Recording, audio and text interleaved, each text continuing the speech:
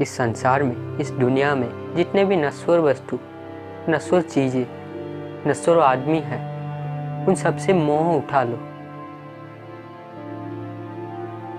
इन सब का विनाश निश्चित है। तो इनका चिंता करने के बजाय हमें अपने ऊर्जा का, अपने चिंतन का सही सदुपयोग करना चाहिए, सही दिशा में लगाना चाहिए। ये सब एक बार चला गया तो आ सकता है, लेकिन नश्वर वस्तु का नियम ही यही है कि वो निर्माण होता है फिर मिट जाता है। दुनिया में जो भी चीज़ दोबारा आ सकती है उसके लिए चिंता करना छोड़ दो।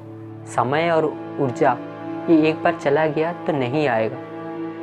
तो इसको सही तरीके से, सही दिशा में सदुपयोग करना अनिवार्य बन जाता है। समय का सदुपयोग करना वैकल्पिक नहीं, आवश्यकता बन जाती है। हमारी ऊर्जा को सही दिशा देना ये भी अनिवार्यता है, वैकल्पिक नहीं।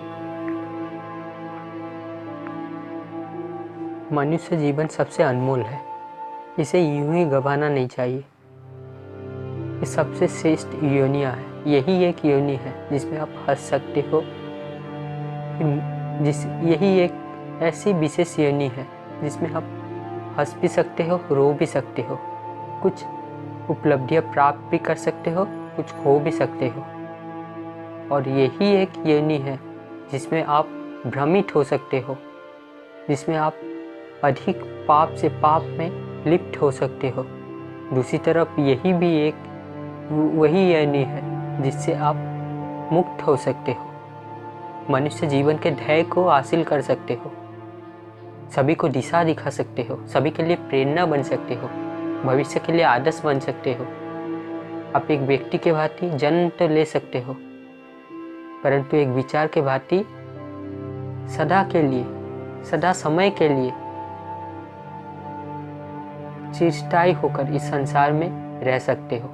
परंतु ये निर्भर करता है आपके चयन पर, आपके विवेक पर, आपके ज्ञान पर। आप इस संसार में कैसे कर्म करते हैं, आपका दूसरों के प्रति कैसे स्वभाव था, आप किस तरह के गुण के अधिकारी थे।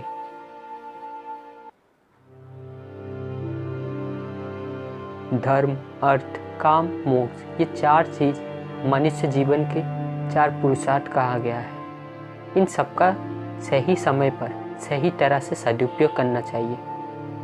और जो इन सही 4 चीज़ों का सही तरह से, सही ढंग से, सही समय पर सदुपयोग करता है, उसे ही सार्थक जीवन माना जाएगा, सफल जीवन माना जाएगा। अगर धन में प्रचुरता हो तो उसे दान में दे दो, इससे आपका धर्म बढ़ेगा। इसे ही धर्म कहते हैं।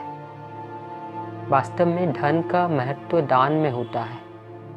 इसका मतलब ये नहीं कि आप धन नहीं कमाएं, अर्थ उपार्जित नहीं करें, नहीं। आप में खुद में सद्गुणों का विकास करना है और उसके साथ साथ अर्थ भी कमाना है, परंतु धर्म के राह पर रहकर, और उन अर्थ को धर्म के लिए फिर निवेश करना है। उस धन को धर्म का साधन बना देना है। और यही एक उच्च कोटि मनुष्य का लक्षण है। यही तो अंतर होता है एक निम्न कोटि और एक उच्च तल के मनुष्य के गुणों में। दोनों ही चाहे पैसा कमा ले, परंतु एक उच्च कोटि का मनुष्य उस धन का धर्ममय उपयोग करता है, परंतु एक निम्न कोटि का मनुष्य वो धर्म का दुरुपयोग करता है। उसी धन को विलासता हेतु उपयोग में लाता है। धन उपार्जन करना बुरा नहीं है, परंतु धन को हम किस तरह उपयोग करते हैं ये महत्वपूर्ण रखता है। एक श्रेष्ठ मनुष्य धन भी कमाता है, विद्या भी अर्जित करता है और ज्ञान भी रखता है। वो विवेक के साथ कार्य करता है। धन की प्रचुरता के साथ साथ जिनमें दान का भी प्रचुरता होता है, वो एक श्रेष्ठ मनुष्य कहलाता है।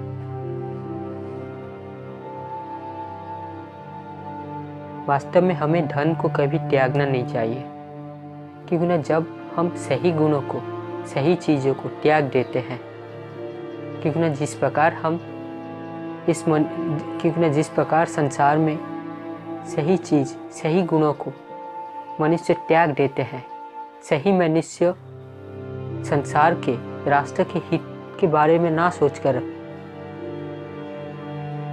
संसार को ऐसे दुष्टों के हाथ में सौंप देते हैं, तब फिर संसार का दुर्गति होता है। ठीक उसी प्रकार दोस्तों, हमें भी धन को उपार्जित करना चाहिए, जितना हो सके उतना अधिक, और उस धन को सही चीज़ों में, सही उद्देश्यों में निवेश करना चाहिए। क्योंकि ना अगर हम सही ना होकर धन को उपार्जित ना करें तो जो गलत इंसान है, जो अधर्मी इंसान है, वो अपने पाप प्रवृत्ति के कारण धन को उपार्जित करके धन का नाश ही करेगा, दुरुपयोग करेगा। जिस धन से राष्ट्र का कल्याण हो सकता था, समाज का समाधान निकल सकता था, उस धन का प्रयोग पाप के कार्य में होगा। क्या ये सही है? पूछिए अपने आप से। इसीलिए धन का महत्व है, धन का महत्व था, है और रहेगा भी। परंतु इसका मतलब ये नहीं कि अब धन को धर्म का झंडा बना दे, नहीं। वास्तव में हमारी आवश्यकता सीमित होती है, परंतु आकांक्षाएं असीमित। आकांक्षाएं कभी नहीं समाप्त होती, ये दिन प्रतिदिन समय के साथ साथ बढ़ती जाती है। मुक्त मनुष्य वही है जो निष्काम कर्म करता है, और जो निष्काम कर्म करता है वास्तव में वो कभी निराश ही नहीं होता, ना कोई उसे दुखी कर सकता है। वो हमेशा आनंदित रहता है। और निष्काम कर्म सिर्फ वही कर सकता है जो एक उच्च कोटि का मनुष्य है। क्योंकि ना निष्काम कर्म अर्थात परमार्थ के लिए कार्य करना, पूरा संसार को अपना परिवार समझना, और जो संसार के लिए अच्छा होगा वो वही करेगा, चाहे उसमें उसका अहित ही क्यों ना हो। वास्तव में जो सबके लिए अच्छा है वो हमारे लिए भी अच्छा है। जिस प्रकार अगर विद्यालय अच्छा रहा तो उसमें सभी छात्र छात्री का सेहत भी अच्छा होगा। परंतु अगर विद्यालय ही खराब हो गया, क्या उसमें पढ़ने वाले छात्र छात्री का सेहत अच्छा होगा? नहीं ना। ठीक उसी प्रकार जब हम बृहद रूप में सोचते हैं, बृहद कल्याण के बारे में सोचते हैं, तब इन छोटी छोटी दाव समस्या का भी हल हो जाता है। वास्तव में जो उच्च कोटि का मनुष्य है, जो श्रेष्ठ मनुष्य है, वो इस संसार के समस्या का समाधान बन जाता है। वहीं जो एक निम्न तल का मनुष्य है, जो हमेशा विलासिता में मग्न रहता है, जो अबोध है, जिसमें कोई समझदारी नहीं है, जो अपने मन माना मत पर चलता है, वो वास्तव में इस समाज के लिए, इस संसार के लिए एक बाधक है, बोझ है, समस्या है। ये दोस्तों मैं यही कहूँगा, नश्वर व्यक्ति से मोह रखने का क्या फायदा? जिसका जन्म होता है उसका मरण भी निश्चित है। वास्तव में एक कर्म लोक है, मोह लोक नहीं। कुछ चीज़ों का सिर्फ सही उपयोग किया जा सकता है, वो संसाधन के रूप में लक्ष्य तक जाने के लिए सहायक हो सकता है, परंतु उसे लक्ष्य मत बनाना। और इस संसार में चाहे जितना भी रिश्तेदार संपर्क है, सबसे प्रेम रखना, आदर भाव रखना। रिश्तों का कभी व्यापार मत करना। संपर्क बहुमूल्य होता है, अनमोल रत्न होता है। यही संपर्क ही तो है जो हर समय एक मनुष्य को खुशी रखता है, सुख में रखता है, जो पीछे चलने वाला सहायक होता है, जिससे हमें प्रेरणा मिलती है, जो हमारा शक्ति का, ऊर्जा का स्रोत होता है।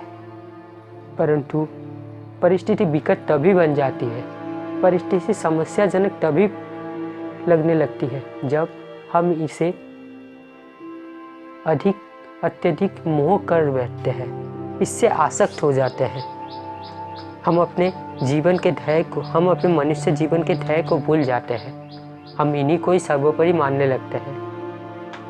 वास्तव में ये सब चीज़ें संसार को चलाने हेतु, सुसंचालित चलाने हेतु और मानव के प्रति एक अच्छा कल्याणकारी स्वभाव, आदर हो, सभी सबको सम्मान करे, एक सभ्य समाज का निर्माण हो, इसी कारण किया गया था।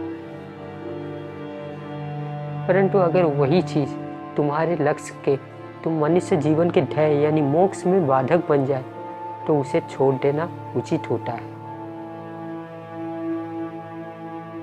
जो भी अधर्म करता है, पाप करता है, जिसमें पाप की प्रवृत्ति ज़्यादा हो, उसे त्यागने में कोई बुराई नहीं, चाहे वो उम्र में कितना बड़ा हो, ज्ञान में कितना बड़ा हो। हाँ, हमें अवश्य प्रथम में ये अवश्य प्रयास करना चाहिए कि उसे अच्छे राह में लाया जाए, वो सही हो सके, ठीक हो सके, अच्छी दिशा की ओर आगे बढ़े। परंतु अगर उस अच्छी दिशा में आगे ना बढ़ के उसमें पाप में प्रवृत्ति और भी अत्यधिक ज़्यादा होने लगे तो हमें उन्हें छोड़ देना ही श्रेयस्कर होता है। आप अगर शराबियों का संग करेंगे, चाहे आप कितना भी बड़ा हो, कितना भी ज्ञानी हो, कितना भी विवेकी हो, आपको शराबी ही कहलाया जाएगा। आपका मनुष्य होने का कोई मूल्य नहीं रहेगा। ठीक उसी प्रकार आप अगर पापी लोग, अधर्मी लोगों के संग करेंगे, क्या आपका कल्याण होगा? क्या आपका मंगल होगा या फिर आपका अमंगल होगा? विचार कीजिए इस पर। अंततः मैं यही कहूँगा कि नश्वर चीज़ों से मोह उठा लो और अपने मनुष्य जीवन के ध्येय का याद रखो और ऐसा कर्म करके चलो ताकि तुम समय के साथ साथ एक विचार बन जाओ, एक आदर्श बन जाओ, दूसरों को प्रेरणा देने लगो। धन्यवाद।